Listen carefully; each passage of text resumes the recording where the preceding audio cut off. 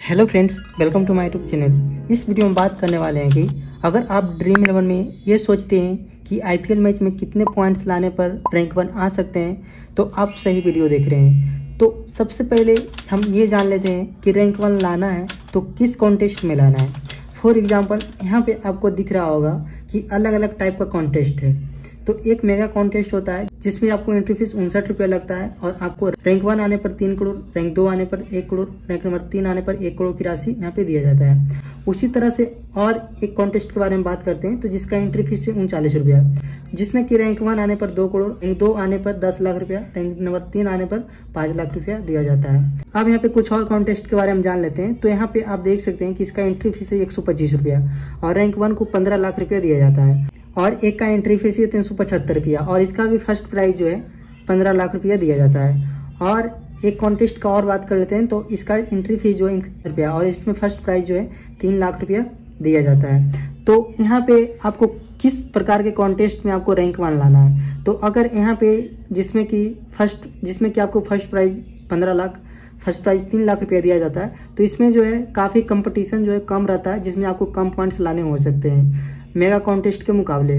तो यहाँ पे बात करेंगे कि मेगा कॉन्टेस्ट में रैंक 1 आने के लिए कितना पॉइंट्स चाहिए। तो यहाँ पे आपको धीरे धीरे समझ में आ रहा होगा कि ड्रीम 11 ऐप में एक ही मैच में अलग अलग तरह के कॉन्टेस्ट होते हैं और जिसके एंट्री फीस और फर्स्ट प्राइज अलग अलग होते हैं। तो यहाँ पे अगर आपको मेगा कॉन्टेस्ट में रैंक 1 लाना है तो कितने पॉइंट्स चाहिए, तो जितने भी पॉइंट्स बनते हैं वो प्लेयर के परफॉर्मेंस से बनते हैं। तो यहाँ पे कुछ उदाहरण देकर समझेंगे कि रैंक 1 लाने के लिए कितने पॉइंट्स की जरूरत होती है। तो यहाँ पे आप प्रिडिक्ट करते हैं कि जो मैच होने वाला है उसमें अगर स्कोर कार्ड इस तरह से रहेगा दोनों टीमों की तरफ से, जैसे 196 पर 3 और 199 पर 7, इस तरह से अगर स्कोर कार्ड रहता है तो आपको कम से कम आपको रैंक 1 लाने के लिए 895 पॉइंट से लेकर 925 पॉइंट्स के बीच में लाने होंगे। अगर इतने पॉइंट्स के बीच में अगर आ जाते हैं तो आपको रैंक 1 आने की संभावना बहुत अधिक बढ़ जाती है।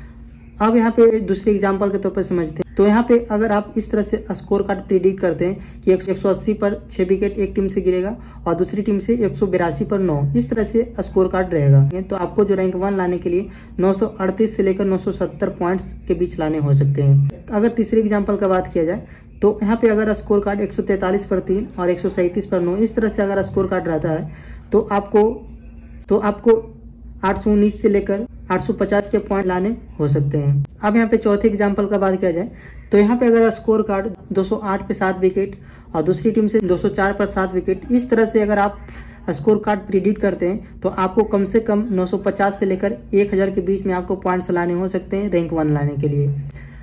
अब यहाँ पे पांचवें एग्जाम्पल का बात करते हैं। अगर स्कोर कार्ड 277 पर 3 और दूसरी टीम से 246 पे 5, तो इस तरह से अगर स्कोर कार्ड आप प्रिडिक्ट करते हैं तो आपको जो रैंक 1 लाने के लिए 980 से लेकर 1020 पॉइंट्स लाने हो सकते हैं। तो यहाँ पे अब आपको समझ में आ रहा होगा कि रैंक 1 लाने के लिए मुझे कितने पॉइंट्स की चाहिए। तो यहाँ पे आपको जो भी मैच होता है तो यहाँ पे अगर आप उसका स्कोर कार्ड प्रिडिक्ट करते हैं तो अब आपको समझ में आता होगा कि जैसे कि कोई भी एग्जांपल के तौर पर यहाँ पे मैंने 5 एग्जांपल दिए हैं, तो अगर इनमें से कोई भी प्रिडिक्ट करते हैं कि आज स्कोर इतना लगेगा तो मुझे कितना पॉइंट्स चाहिए, तो यहाँ पे हमने बता दिए। तो फ्रेंड्स, अगर ऐसे ही वीडियो और देखना चाहते हैं तो हमारे चैनल को सब्सक्राइब और वीडियो को लाइक जरूर करें। Thanks for watching this video.